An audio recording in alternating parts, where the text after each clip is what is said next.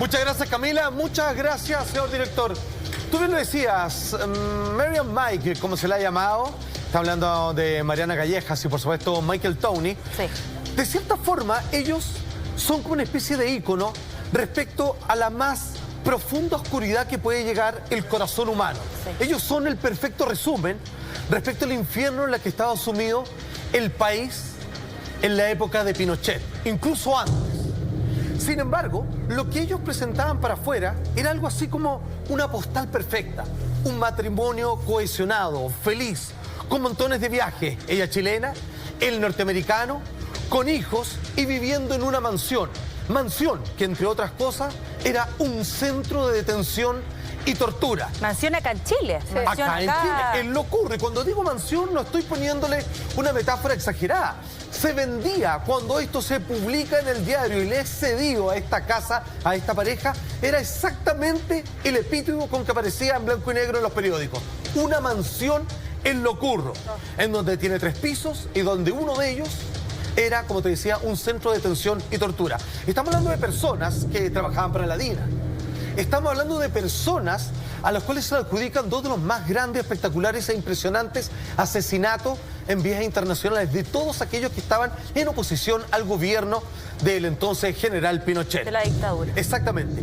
¿Cómo podemos de alguna manera entender que la vida, como un verdadero imán, comienza a través de callejones paralelos, convertir a una mujer de una buena familia, interesada en la literatura, tremendamente extrovertida, querida por la gente, que incluso por ahí publicó algunos escritos, convirtiéndose luego, después de un par de matrimonios fallidos, en la mujer de este norteamericano que tenía a su haber un también nacido con una cuchara de plata en la boca, Sí. ¿cierto? Hijo del dueño de los representantes de Ford en Chile, que buscó miles de trabajos, nunca le fue tan bien, estuvo rebotando en distintas pegas, hasta que por fin descubre su vocación. Y su vocación, lo digo con todas sus palabras, es la de ser un asesino internacional, en donde su esposa no era sencillamente un adorno, no era una acompañante, de alguna manera, un monigote que estaba ahí completamente estático y que de alguna manera asustada no podía entender lo que se había metido. No, ella estaba completamente de acuerdo,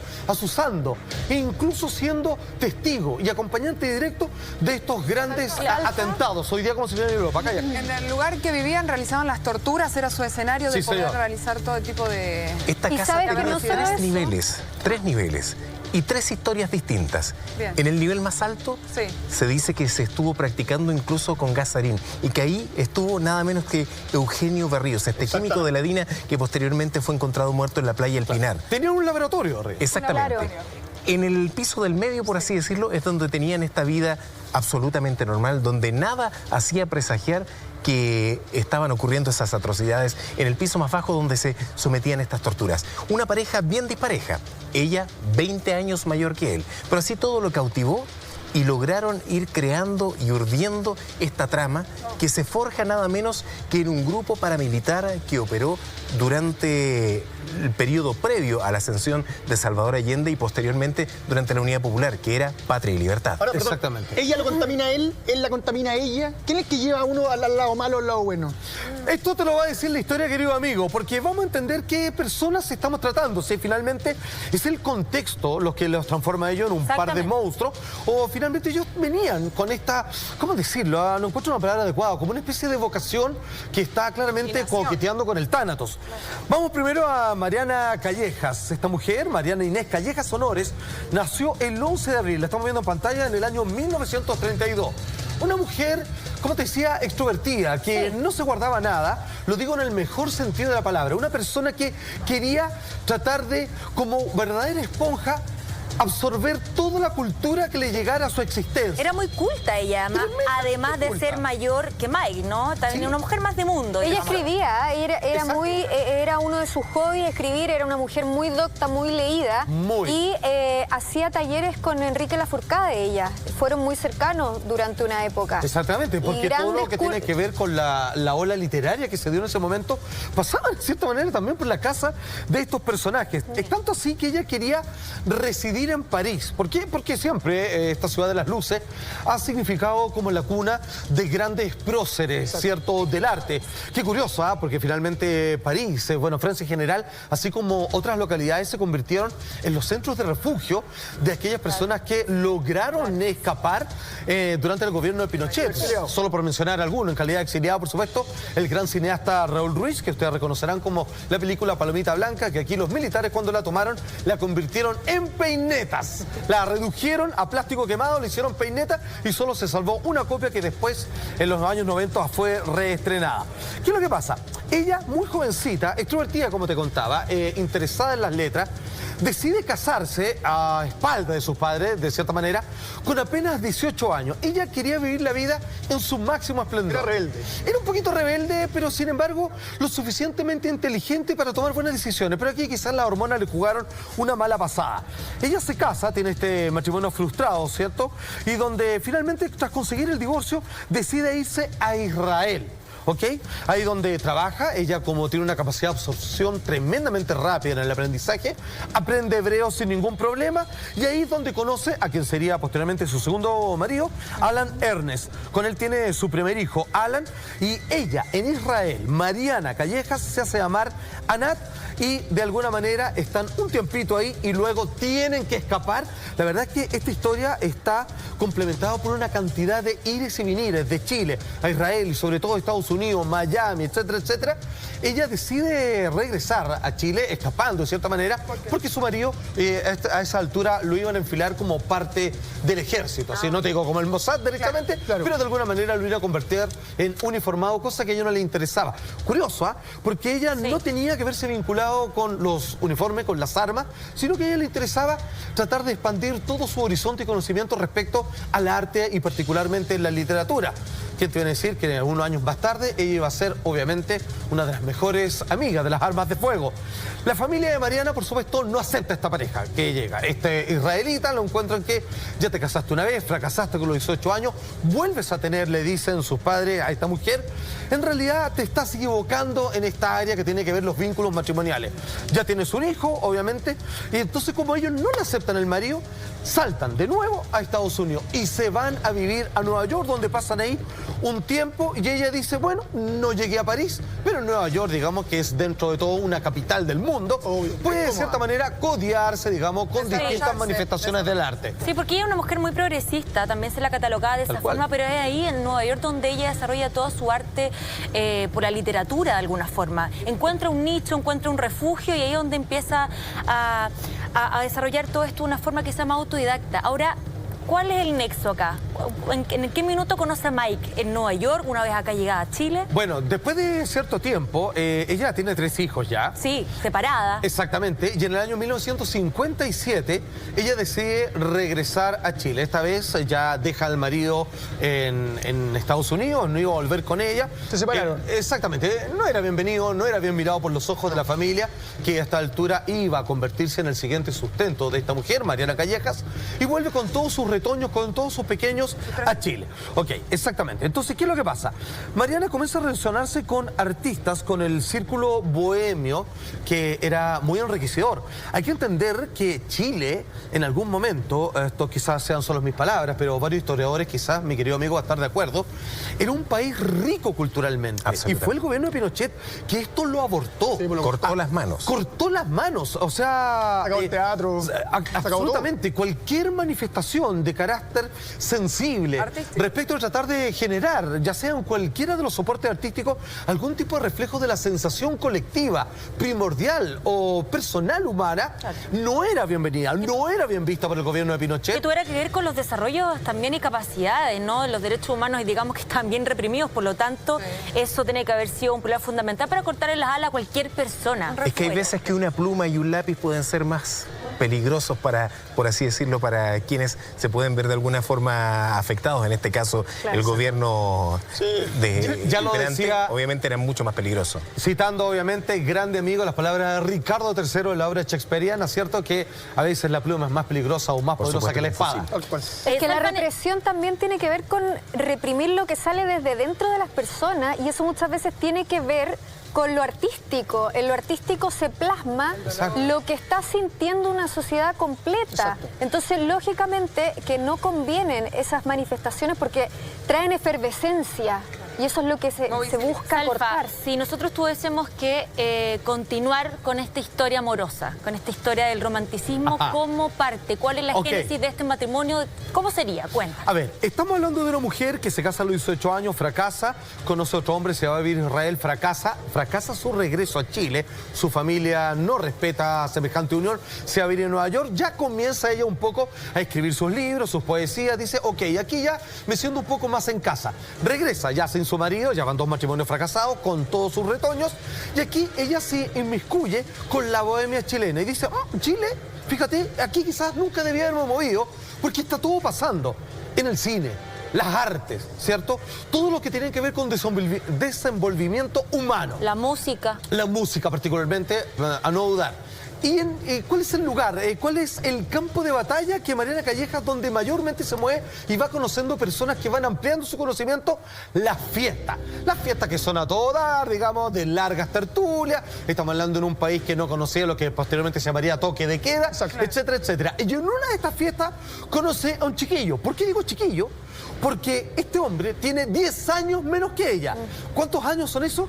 17 años tenía este gringo, este norteamericano, Michael Towney. Que a ella le gustan menores maestros. Menor de edad, como sí, claro. Becky G, ¿no? En estos tiempos modernos uno hablaría más en las letras del reggaetón más que la literatura, pero le gustaban menores.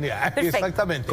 Como se dice a muy viejo, pasto tierno. De todo, exactamente. Ahora, ella era la que estaba disfrutando de este pasto tierno. Exactamente. Porque, fíjate que claramente Michael Towney se fija en ella porque, hay que decirlo, Mariana es una mujer interesante. Sí. Ella tiene una personalidad magnética. O sea, cuando ella entra en algún lugar, todas las miradas se posan en ella. Sabe de todo, está al día, tremendamente informada. Escribe. O sea, tiene una opinión, obviamente, donde es una representación revolucionaria de la mujer. Estamos hablando a mitad, casi a fin en realidad, de los años 50. Michael Towney, 17 años, norteamericano, sabe que ella habla perfecta y fluidamente el inglés. Me siento en buena compañía con esta mujer que ha conocido, vivió en Nueva York y con todo el verso, con toda su labia se la balanza y le fue bien. Ella le da la pasada. Lo convierte en su pareja. 17 años tenía él, 10 años menos que ella, o sea, 17 contra 27. Y sin embargo, ella se siente agasajada. Ella le cuenta, tengo 3 hijos, él dice, no importa. Creo que tú eres la mujer de mi vida, pienso que representas y que tú resumes todo lo que yo he buscado en alguna pareja. Exactamente. Esa conquista pasa el 22 de julio del año 1961, que es donde se concreta el matrimonio de ambos, donde en esta ocasión las familias de ella, una vez más, que ella está diciendo, te vas a casar por tercera vez con este cabro chico, no aguantan y la familia de él tampoco está muy de acuerdo. Maestro, esta historia que parte muy bonita, que dejan incluso a las familias de lado porque es un amor imposible, no les gusta que tenga estas separaciones, en fin. A ella le gusta eso. ¿En qué minuto, desde el amor, pasamos a un amor cómplice que tiene que ver con torturas, con muerte?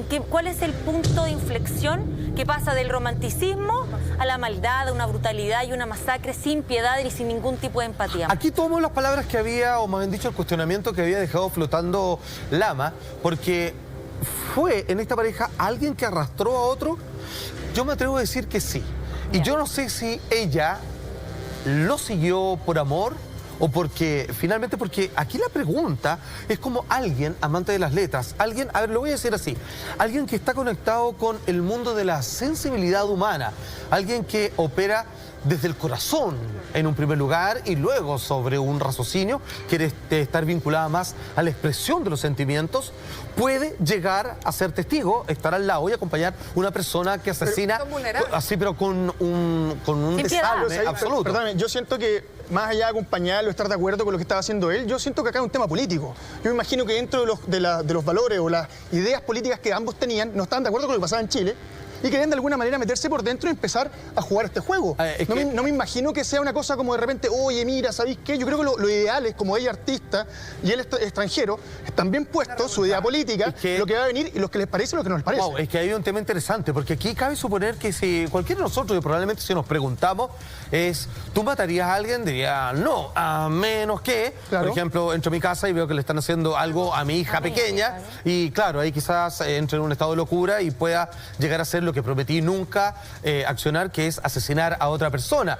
Pero en este caso, por una ideología, personas que no están, ¿cómo decirlo? O yo lo siento así, abanderadas. O sea, les puede molestar una situación, pero pasar tan rápidamente, saltarse todos estos escalones como un trabajo, a llegar a asesinar a otra persona, es algo que a mí me parece todavía, ¿cierto?, con un dejo de misterio. Es que fue una escalada, yo diría, sistemática, porque, tal como lo decía Lama, ellos estaban en contra de que se llegase de una u otra forma, de manera democrática, al poder una ideología socialista. Claro, que iba a desarmar. ¿Qué fue lo que sucedió en definitiva? No lograron evitarlo. De hecho, conversaba, porque apenas supe que íbamos a hablar de Michael Townley, inmediatamente se me vino a la mente el nombre de uno de los más grandes investigadores periodísticos que ha tenido Chile, el gran periodista Marcelo Araya, que fue quien entrevistó precisamente a Michael Townley. Conversamos telefónicamente y él me comentaba que, por ejemplo, cuando ellos se dieron cuenta que venía ya, por así decirlo, el gobierno de la Unidad Popular, ellos empezaron de una u otra forma a tratar de boicotearlo. Tenían un Austin Mini, y en este Austin Mini salían a bloquear, por ejemplo, las ondas de algunas emisoras, como por ejemplo Radio Minería. Pero con nexo con Patria y Libertad, ¿no? No era como ellos dos solos, ellos no eran dos solos, oye, vamos los dos a hacer esto, sino que había un nexo y ya estaban dentro de la movida revolucionaria. Entran a esta agrupación y desde aquí se desprenden todos estos hechos, ¿no? Gracias a ellos boicoteaban. Ellos boicoteaban en un principio. Después, desde el punto de vista ya más, entre comillas, paramilitar, empezaron a crear algún tipo de ataque. Primero utilizando Molotov y después algún tipo de atentados incendiarios. Y fue así como se empezó. Ellos se sentían, era la oposición. Claro. Pero ¿sabes qué se dice? Que él de toda su vida era anticomunista y era anticastrista. Entonces, yo creo que en esta balanza que ponemos de la sensibilidad versus la ideología, tenemos que ver la ideología más que como ideología, como un fanatismo. Él era fanático, anticomunista, y él se alió, él pertenecía a esferas de la CIA, al igual que su padre.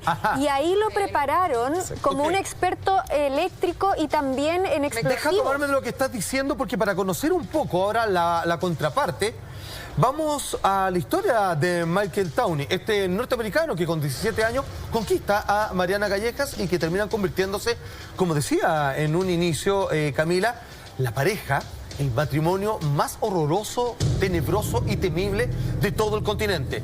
Él era norteamericano, nació en el año 1942 en Waterloo, Iowa. Él trabajó, o de algún momento se dedicó a las relaciones públicas. A ver, aquí él de alguna manera nació con la marraqueta bajo el brazo, porque él era el hijo del representante de Ford en Chile. O sea, digamos, la distribuidora de una de las marcas de automóviles más vendidos, obviamente, más en nuestro país. O sea, este hombre era el que te instalaba tu modo de movilización, ¿cierto?, personal y todo lo demás. Pero acá se armaban los vehículos en Casablanca. Exactamente. Ellos vivían en Valparaíso. Entonces, habría una buena como efecto de bilateral entre una marca que fue históricamente reconocida de hacer autos en serie baratos para que puedan todos tener un buen vehículo a nivel familiar, y el representante, el dueño de esta fábrica, es el hijo de Michael Townley viviendo en Chile. Entonces, este hombre las tenía todos, pero ojo. Pero no se queda ahí él, No, porque él no se la lleva a pelar. No. Fíjate que él quizás rebelde, esta historia yo la desconozco, pero él nunca trabajó para la fábrica de su padre, el cual era el dueño y representante. Y buscaba. Y la verdad es que hacía de todo. Y cuando te digo de todo, eran prolitos. Él trabajaba casi en calidad de maestro chasquilla. No quería asumir que su camino iba a seguir con el trabajo de su padre. Pero Carla tiró una pista. Esto se dice, y aquí, querido amigo, ustedes no sé si me lo voy a confirmar, el padre, representante de la Ford en Chile, el padre Michael Townley, decían que en algún momento, o quizás aún todavía entonces, trabajaba para la CIA. Entonces aquí estamos hablando ya, a ver, atención, porque esta historia que estamos trayendo hoy día parece sacado de una película. O sea, ni el más delirante guionista se le hubiera ocurrido juntar una pareja en donde todo va calzando como piezas de Tetris hasta convertirse en el horror del laberinto oscuro del corazón humano más terrible que uno se puede imaginar. Él trabajaba efectivamente para la CIA, ¿era exactamente así? El padre tuvo vínculos directamente con la CIA, y fue así como su hijo de una u otra forma empezó a acercarse. ¿Y por qué yo no puedo? Y ahí conoció gente, y él era una de las cosas que más molestaba a los uniformados que pertenecían a la DINA, porque todos tenían preparación paramilitar, todos tenían preparación en electrónica, y él, en buen chileno, como me lo dijo el propio Marcelo Araya, él prácticamente era un tipo que se basaba en la mecánica popular y gracias a ello lograba los conocimientos que lo llevaron incluso a instalar bombas y costar la vida de mucha gente. Entonces, perdóname, esto de Ford era una pantalla. Claro, una pantalla, porque me preguntáis a mí y te ponía a pensar que cuando Ford va a querer armar autos acá en Chile, menos en esa época. No tiene ningún sentido, ¿no? Pero es que recuerde que incluso la ITT, la International Telephone and Telegraph, fue... prácticamente, si hablamos de conspiración, lo que hasta el último minuto intentó boicotear el régimen de Salvador Allende. Exacto. Sí, imagínate que si todo el sistema de telecomunicaciones, en realidad que nos conecta vía telefónica a todo, y que está a manos de una empresa norteamericana, claro, o sea, no solamente te da teléfono, te da un sistema de espionaje que tú mismo has metido a tu casa. Salfa, estamos hablando un poco de la vida de ella, estamos hablando de él, estamos hablando un poco de que de alguna forma Mike, desde chico, ve un poco el trabajo, las operaciones, distintos tipos de funcionalidades, de cómo partiría, no sé, haciendo un trabajo de la CIA en épocas de dictadura. Es un tipo, es un niño que ve todo esto a su alrededor y que estamos más o menos hablando del año 60, bordeando los 70. Exactamente. Conoce a esta mujer y más que enamorarse, más que cualquier otra cosa, se potencian para hacer un trabajo que viene macabro, maestra. A mí me gustaría que empezáramos a puntualizar un poco. Déjame decirte solamente que Michael Townley, para entender de qué se dedicaba, vendía enciclopedias, arreglabas autos, aparatos electrónicos también, se echaba a perder la radio. Es un hombre busquilla y todo lo demás. Maestro Chaquilla. Exactamente. Y finalmente en el año 65 te empiezas a trabajar por una empresa de fondos mutuos y ahí se le arregla el panorama. Ganan bien y ahí le puede dar, digamos, un buen pasar a su familia, que es Mariana Calleja, con los hijos que obviamente no son de él los 3 primeros. Ahora, ¿qué es lo que pasa? ¿Cómo ellos llegan a la DINA? Esta es la pregunta. Claro. O sea, ¿cómo este norteamericano, cierto, que pareciera tener a partir de su padre la vida resuelta, y sin embargo él se las busca por él mismo y rebota en trabajos esporádicos hasta que finalmente trabaja en esta empresa de fondos mutuos, y esta mujer que ya lleva 2 fracasos matrimoniales a cuesta y este tercero que también su familia se lo niega, ahora recién comienza lo que ella dice: soy feliz, lo logré, estoy con un hombre que me comprende, yo soy la mujer que él deseaba y ahora estamos teniendo un buen pasar viviendo en el país del cual nunca hemos salido, después de viajar a Israel, Estados Unidos, etcétera, etcétera, y el sueño de París queda postergado y ahora estamos instalados en Chile. ¿Qué es lo que pasa? Ese mismo año, ¿cierto? Cuando ellos ya comienzan, estamos en el año 70, ellos están viviendo en La Reina, que estamos hablando en aquella década, esa comuna estaba partiendo. Hoy día La Reina está súper poblada, pero en aquel momento habían incluso gran cantidad de potreros, o sea... Bueno, la casa de Nicanor Parra queda arriba, lejos. Absolutamente, lo que hoy día es como la comunidad ecológica, digamos, era más o menos eso, era cerro y peladeros. Sitios feriazos, lugares más o menos no habitados todavía. Exacto, y por eso que todavía sigue siendo la comuna con mayores árboles, porque parte de esa esencia de los años 60 quedó todavía en esta comuna. Ok, gana las elecciones Salvador Allende.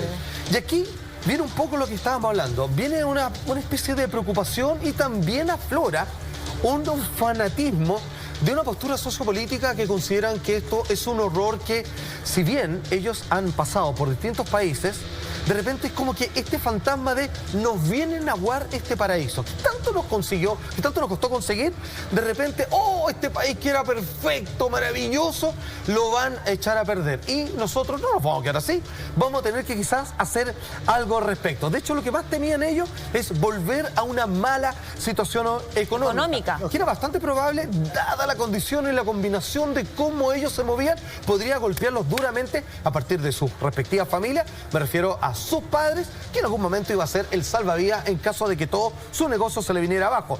Sin ir más lejos, parte de la empresa donde él trabajaba terminó quebrando. O sea, de alguna manera él dice, tenía toda la razón. Esto no puede seguir así, tenemos que hacer. Ahí es cuando él comienza a hacer contacto. Ella seguía, si bien ya casada, con Michael Townley, seguía visitando estas fiestas para codiarse con los artistas del momento, y él comenzó a codiarse con gente con la que después saldría el movimiento de Patria y Libertad. Estamos hablando de un movimiento de ultraderecha que no tiene nada que envidiarle a la extrema izquierda que le hizo obviamente la vida a cuadritos durante el gobierno Pinochet.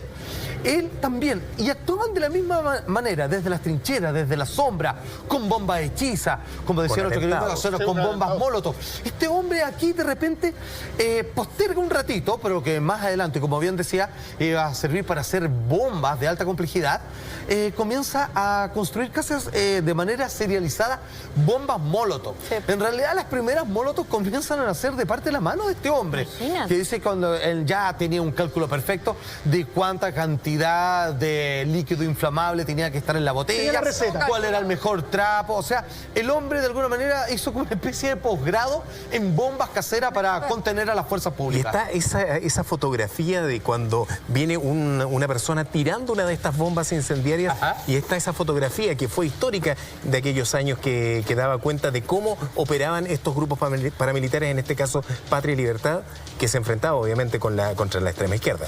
Exactamente. Ahora, ¿cuál es el mayor logro de Michael Townley? Es en el año 1973, así ya casi al término, cuando el gobierno había logrado, a través del Canal 5 en Concepción, donde había una oposición al gobierno de Salvador Allende. Sí, pues, el único medio de comunicación que en ese tiempo se atrevía a ser de la oposición. Y lo querían obviamente pegarle las canillas, querían bajarlo, y ahí es donde Michael Townley dice así como, yo me siento que aquí tengo una representación pública, tengo un medio que me avala, lo voy a proteger. Y aquí es donde hace su primera gran fechoría, maestra. Maestro, quiero saberlo, eso y mucho más, pero luego este tremendo consejo, porque les tengo que hacer una pregunta, chiquillos. ¿Alguien probó la nueva Coca-Cola sin azúcar? ¡No! ¡Sí! Bueno, pues si ya la probaron, ustedes me tienen que entender. ¿Vieron lo rica que es? No es rica en realidad, es exquisita y más encima no tiene azúcar, es lo mejor. Es un verdadero acierto. ¿Qué esperan para probarla? Es la nueva Coca-Cola sin azúcar. Descubre el sabor que amas. Yo me voy a servir un poquito de mi Coca-Cola. Exquisito, muchas gracias Coca-Cola por estar con nosotros. Ya, permisito, me paso para acá. Maestro, por favor, el invento del fuego, la rueda y la Coca-Cola sin azúcar. Te pasaste. Uy, tremendo invento. Ok, entonces cuando yo te decía, cuando quieren defender este medio de oposición, que es el único que había subsistido, que estaba contra, obviamente, el gobierno de Salvador Allende, finalmente es cuando Townley comete su primer asesinato. Exacto. ¿Qué es lo que hace? Le da muerte a uno de los trabajadores, Jorge Enríquez, de esta misma filial, al que... Y aquí te das cuenta porque, ok, este hombre está en contra, este hombre teme por su futuro, teme por su familia y él piensa que esto es lo peor que le ha pasado al país que ahora le abre los brazos como residente, que es Chile. Y uno dice, bueno, protesto, ya lo hacía, tiro bombas, o bueno, ok, ya ahí estamos pasando a mayores. No solamente levanto el puño y me encapucho, sino que claramente estoy haciendo desmanes. Pero aquí comete el primer asesinato. Y aquí, ojo, esto no es menor. Porque me da la impresión que alguien que asesina por primera vez, con toda una ideología que te respalda detrás, cuando le dice, yo justifico esto, yo encuentro que allá están los malos y yo soy de los buenos. Así que lo voy a hacer porque es justo y necesario. Pero lo hace de una manera ya marcadamente cruenta. Lo que hace es atarla y estrangularlo, o sea, se demoran esto, exacto, con una cinta adhesiva. Ok. Y finalmente él se gana porque todas las sospechas, todas las investigaciones apuntan a él. Comienza a aparecer, obviamente, con todo el resto mediático de parte del gobierno. Comienzan de alguna manera a consignarlo como el culpable y es cuando él tiene que fugarse en medio de esta investigación. Exactamente, en ese caso no actuó solo y era tan reconocida la forma que él tenía de atar, que inmediatamente por eso lo reconocieron. Sello, exactamente, era su sello. No solamente amordazaba, sino que ataba por la espalda. Y esta persona, según se dice... De sometimiento. Exacto. Es raro lo que le hacía. Al momento, este guardia estaba en una caseta, arriba de un cerro. Y de una u otra forma, esta antena impedía que se pudiese llegar con las transmisiones. Exacto, que se repitiera la señal de la radio. Muy bien. Exactamente. Entonces, esta persona la empiezan a atar. No actuó solo, actuó con otras dos personas. Y su sello fue la forma como ataba. Así lo reconocen y al verse acercado, tal cual tú lo dices, tienen que escapar de Chile. A mí no me llama la atención esa odiosidad o esa manera de encarar la situación. Yo creo que cuando vería un tipo que viene de una sociedad donde te dicen, ellos son los malos, nos quieren atacar a nosotros, nos quieren quitar lo que tenemos. Tenía el ejemplo de Cuba. Te visto lo que pasa en Estados Unidos, me parece que actúa como cualquier gringo que hubiese actuado en una situación como esa. Los comunistas son los malos, nosotros somos los buenos, deshagámonos de todos sin importar el peso que tengan. Entonces, de hecho, creo que esa crueldad es parte un poco de la formación con la que venían los gringos. Venían de guerra, Segunda Guerra Mundial, estaban en Vietnam. O sea, no siento que vaya tan lejos, o sea, de una mente tan criminal, sino que gringo siento que... vietnamita. Por eso te digo, Exacto. Claro. y un gringo, por ejemplo, Claro. un gringo dijo Juan de la CIA, o sea, me parece que esa crueldad va dentro un poco de la forma en que De les la dijeron, formación. ellos son los malos, somos los buenos, hay que salvarnos como Y sea. fíjate, ten en cuenta- Lama, que eso tiene mucha relación con cuando nosotros hablamos, por ejemplo, de los psicópatas, criminales, asesinos, violadores, qué sé yo. Cuando se estudian este tipo de personalidades, se ha llegado a la conclusión de que cuando hay un factor cultural o ideológico detrás, ya ¿Se no es escudan de psicopatía. Pero Claro. espérate, No es psicopatía. pero podría hacerlo y yo me escudo bajo una ideología y puedo cometer crímenes que siempre tuve ese impulso. De hecho, se Sería la escudan en víctima. eso. De hecho, lo hacen. O sea, a él lo entrevistaron muchos años después y reconoce que cometió crímenes, pero se escuda y lo justifica completamente en su ideología. Sí, po. Y como les decía yo, incluso la ciencia, cuando estudia estas personalidades psicopáticas, dice que no es psicopatía cuando viene con un trasfondo cultural, Claro. como por ejemplo cuando están en guerra los países. Claro, lo mismo que decir un soldado no es un asesino, es un Pero- soldado. pero Estamos hablando más de una lado- sociopatía. Exactamente, esa es la sociopatía porque está escudada con algo ideológico detrás, como ellos sienten que salvan a la sociedad a través de estos crímenes. Pero ¿qué pasa con un poco como con el concepto del fanatismo? Porque también son personas súper fanáticas de o algún partido, ya sea de la oposición, pero se reprime un poco eso del lado contrario. Yo no sé qué tanto tendrá que ver el fanatismo en esto. Yo sé que hay una cosa cultural, yo sé que hay una cosa de formación, de crianza, tiene que ver mucho con el Claro. contexto. Estamos hablando un poco de eso que tiene que ver con la historia y las personalidades que terminamos viendo a este matrimonio. Pero hay un fanatismo de por medio súper descontrolado, me da la sensación también. Sí, ¿no? claro, son Claramente. ultranza, claro. O sea, están dispuestos a llegar a la última situación sin ningún problema. De hecho, a propósito de este asesinato, el primero, Claro. y donde obviamente comienzan a buscarlo y él huye. En aquel momento, y como según dicen algunos, todavía así lo siguen haciendo, qué mejor manera que si tú quieres desaparecer es irte a Argentina, donde es mucho más fácil camuflarte, donde fue esto una especie de capilla incluso para muchas personas que huyeron durante la Segunda Guerra Mundial. Exactamente, ¿cierto? Cuántos nazis, obviamente, que llegaron, obviamente, a disfrazarse en este país vecino. Ahora, es el propio Michael Towney que nos relata cómo hace cuando se siente perseguido, acorralado, buscado y decide, más bien decide, tiene que cruzar la frontera. Atención, Michael Towney es quien habla y dice lo siguiente: ex agente de la DINA, este hombre, huí de Chile a través de la frontera con Argentina. Caminé durante la noche y pasar la frontera me costó, dice, la pena. Un poco se ríe con esto, yo siento ahí su sonrisa. 2 botellas de pisco que la regalé a un gendarme. Tomé un avión en Buenos Aires, 4 o 5 días después llegué a Estados Unidos. Estamos hablando del 2 de abril del año 73, donde se transporta, donde llega él a Miami, ¿cierto? Ojo, lo acompaña su señora. Te voy a preguntar si ¿cierto? la había abandonado. Y después va con los hijos y todo lo demás. Claro, pensé Sí. que la había abandonado, o sea, ella no lo acompaña en el crimen, no es su cómplice, por lo cual a lo mejor... Escapó solo. Ya, pero Hubiera tengo un escapado punto. solo. No lo acompaña el crimen, me refiero, no está físicamente con él, pero está 2 dedos para arriba. Ella dice, bien, yo te apaño. Él O la sea, probaba. yo soy tu mujer, tu compañera y ¿Y casi... puede ser una cómplice intelectual también como autoría de algún tipo de delito, por ejemplo, en este Sí, caso estamos hablando de una mujer particular? muy inteligente, además. Sí, sí, porque una cosa también es no estar presencialmente, pero puede que tenga que ver dentro de la Está detrás. estrategia. O sea, una cosa no quita la otra, o no usted, bueno. Yo creo se maneja, que ¿no? más que cómplice, encubridora. Encubrido. Yo creo que de una u otra forma ella no estaba... Pero no era una mujer sumisa tampoco. No, para nada. Ya. Se ensuciaba De las hecho, manos, pero yo sí. creo que muchas veces ella era la que marcaba los puntos sobre las IES. Exactamente. Hay un punto donde ella casi, yo me atrevo a decir que participa, que es en el asesinato de Prats, que vamos a llegar ahí, ¿ok? Donde ella está al lado cuando se activa ok. la bomba. Pero atención, ellos están en Estados Unidos un tiempo hasta que llega él. Como me obligaba, yo trabajé muchos años en el Mercurio, Ya. y una vez estaba hablando respecto a una serie de documentales sobre el ataque a la moneda. Y pongo, bueno, respecto al golpe militar, y me mandan a llamar y me dicen, me corrige, me dicen, no se dice así, se llama pronunciamiento militar, así que corrige. Ah, pero no Y de ahí en así. adelante tuve que escribir pronunciamiento militar. Bueno, acá estamos con libertad, compadre. Estamos hablando del golpe militar y ahí ellos regresan. Pero Michael con otro nombre, porque si bien llegó al país que él soñaba, con Pinochet a la cabeza, igual habían culpas, la justicia lo perseguía, así que llegó con el nombre de Kenneth Enyart, de vuelta a nuestro país. Y aquí es donde el terror se desencadena. Maestro, el conocido y emblemático Gazarín, ¿qué tendría que ver con este matrimonio? ¿Qué tendría que ver con esta casa Locurro, aquí mismo en Chile, en la capital? Necesito que me cuente toda esa información y mucho más. Todavía quedan otros delitos cometidos por este matrimonio, el más temible de Latinoamérica. Lo revisamos luego de una pausa comercial.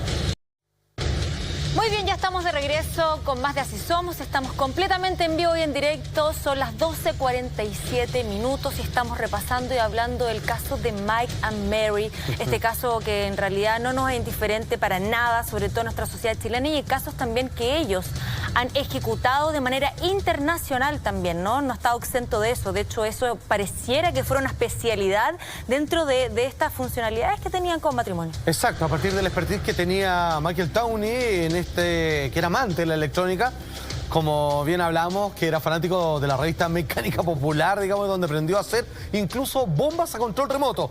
Es aquí cuando tenemos que ya concertar este titular, cuando obviamente el general Prats decide renunciar a su cargo, de alguna manera para evitar un conflicto 18 días antes del golpe militar. El titular dice así: renunció General Prats como ministro y comandante en jefe del ejército. La idea era evitar una guerra civil, la verdad fue imposible. Esto fue apenas un par de semanas antes del golpe militar, ¿cierto?, encabezado por Augusto Pinochet Ugarte. Ahora, claramente para Pinochet él era un problema, porque él era un testigo así privilegiado, primordial, de todo el teje-maneje de cómo se llegó al poder a propósito de la Fuerza Armada. Bueno, ¿qué es lo que pasa? Como ya de alguna manera Michael Towney sabía estos idas y venidas y ya había sido contactado por la DINA, sabían cuáles eran sus intereses, cuál era su vocación, era el hombre ideal para cometer este primer asesinato, como tú bien decías, a escala internacional. Ahora, este ex agente de la DINA, Michael Towney, finalmente el encargado de fabricar, colocar la bomba en Buenos Aires para asesinar a este hombre que está en pantalla, lo relata de la siguiente manera, con una frialdad propia de un sociópata. Atención, esa noche caminé frente al edificio, dice él. La puerta de la cochera estaba abierta. El portero, que siempre rondaba, estaba ausente. Entré a la cochera y me acosté en el suelo, en línea con la llanta de un automóvil. 30 de septiembre, 2 días después de que Towney colocara la bomba a control remoto bajo este Fiat 125, ¿cierto?, Carlos Prats y Sofía fueron a ver una película, salieron a comer con unos amigos, normal, haciendo vida un poco, bueno, chuta, entendiendo, digamos, todo lo que había pasado en el país donde antes él tenía un tremendo cargo, ni más ni menos. Finalmente ellos se detuvieron frente al estacionamiento en la calle Malavia, esto es un tranquilo barrio en Palermo, exactamente, querida amiga, y la verdad es que ahí, estando obviamente Michael Towney, acompañado claramente, agarra la máquina, agarra el control remoto, agarra el interruptor, lo aprieta y es donde los cuerpos, obviamente, del general Prats y su esposa, terminan junto con todo el metal del automóvil repartido así, pero a cuadras a la redonda. O sea, lo hace explotar y termina obviamente en un verdadero desastre, así, pero injurioso, así, terrible, frente a los ojos de cualquier testigo que ven que este auto explota y ellos, como si nada, esa era su misión y ellos con gusto la ejecutaron. Ahora, atención, ¿qué es lo que dice Towney al respecto de este primer gran asesinato a escala internacional? De una figura, magnicidio se le llama, cuando uno obviamente comete este crimen sobre personas que tienen un alto cargo en las esferas sociopolíticas. Él lo relata de la siguiente manera. Dice ahí, el vehículo se acercó y lo hice explotar. Yo estaba sentado al volante y mi esposa al otro lado. Tenía la radio sobre las rodillas, preguntó, ¿qué hago? Dámela. Le dije, estábamos sentados desde hace horas, estuvieron esperando para que él se acercara a su automóvil. El botón estaba del lado derecho, era un interruptor que activaba el explosivo y a la hora de cuando ellos se están acercando, me refiero al general Pratt, abre la puerta de su automóvil, ellos finalmente, y con una muerte instantánea, es donde lo destruyen. Estas son las imágenes, ¿no? Exacto. Este material que estamos poniendo en pantalla sería una evidencia a todas luces del momento. Ahí vemos las autoridades, las personas obviamente alrededor de la escena tremenda y el auto, digamos, en destrucción absoluta. Estamos hablando de la Operación Cóndor. Él lo hizo de manera, lo hizo solo, por decirlo de una forma, Palma, ¿no tuvo ayuda de las grandes esferas de Argentina, por ejemplo, para poder realizar este tipo de asesinato? Bueno, a ver, eso no se sabe, pero... Es difícil de pensar que una persona sola lo puede hacer. Sí, se presume. Hay que entender, digamos, que Chile se tenía un miedo de que fuera como una especie de segunda Cuba, claro. Y aquí se activaron, digamos, los poderes fácticos, partiendo de Estados Unidos, por supuesto. Hay un tema no menor, porque se dice que el propio Manuel Contreras fue quien le entregó la amongelatina que instaló debajo de este auto. Y este auto, la forma de actuar, cuando se dice que algo sale bien, se repite.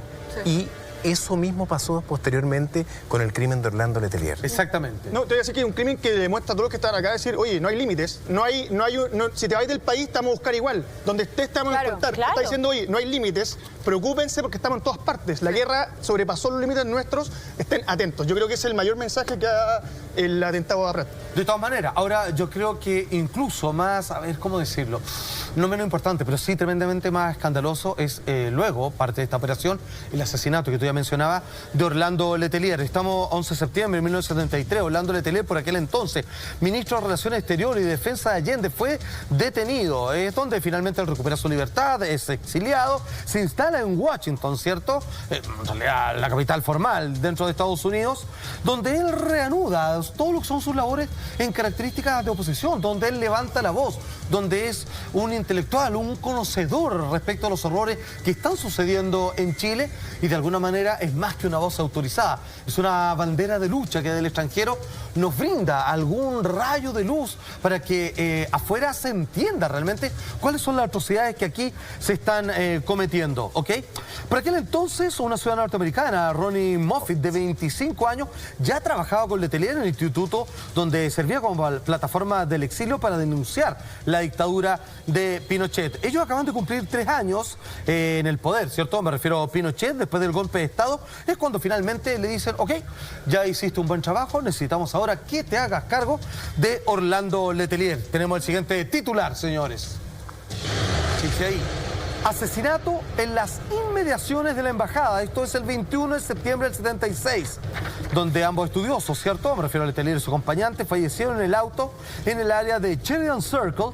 Y esto es casi una insolencia, pero cuando luego entendemos que son con los debidos permisos, claro, de parte de la CIA, sin ir más lejos, es que no nos parece tan raro de cómo llegaron a hacerlo sin mayores problemas, porque esto sucede a pocas cuadras de la Casa Blanca. Así quedó el automóvil, que quedó de las personas, que quedó los seres humanos, que quedó de Letelier y su acompañante.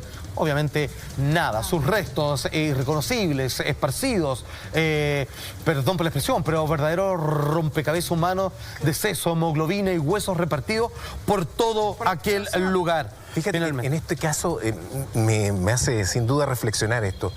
¿Qué pensará, por ejemplo, el senador Juan Pablo Letelier de todo esto?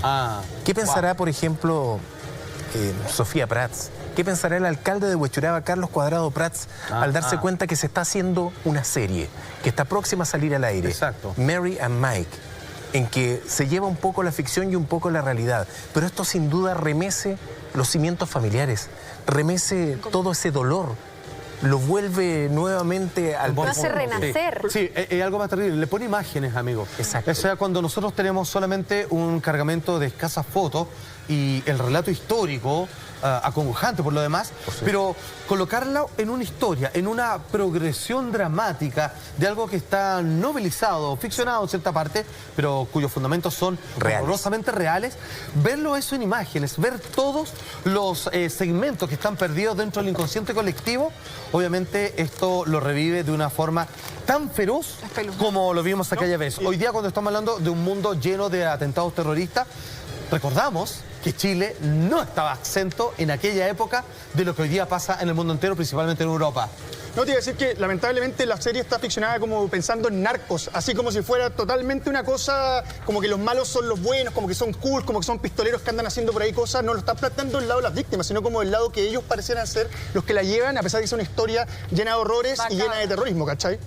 Claro. Exactamente. Ahora, finalmente, estamos en marzo del año 78, cuando ya las presiones, sobre todo sobre este asesinato que se lleva a cabo, obviamente, en Washington, es donde ya Townley tiene que tomar un avión extraditado absolutamente por su responsabilidad en este crimen particularmente, viajando al país que lo vio nacer, Estados Unidos. Esto implica, obviamente, el fin de la carrera de Manuel Contreras, porque en realidad él queda exculpado porque se transforma en un soplón. De hecho, finalmente en Estados Unidos se lo coloca en lo que podríamos entender como un tribunal, pero... Con protección de testigos. Pero se pasa a un proyecto de protección de testigos. No sabemos dónde está, no sabemos cómo se llama. Está protegido ya que él entregó los nombres, entre ellos, de Manuel Contreras. Por supuesto, Callejas enfrenta la crueldad de todo el juicio social.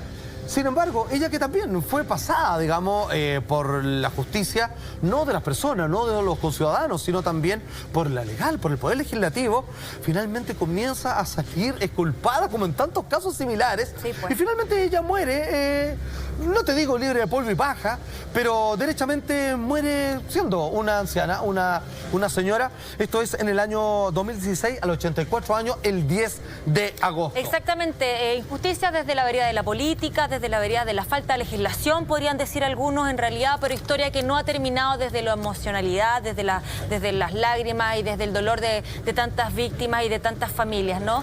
Bueno, un abrazo gigante de esta historia escabrosa a las personas que en realidad hasta el día de hoy siguen sufriendo. Maestro Sarfati, muchas gracias por todo este tema. Usted, como siempre, se ha pasado... Ya, no,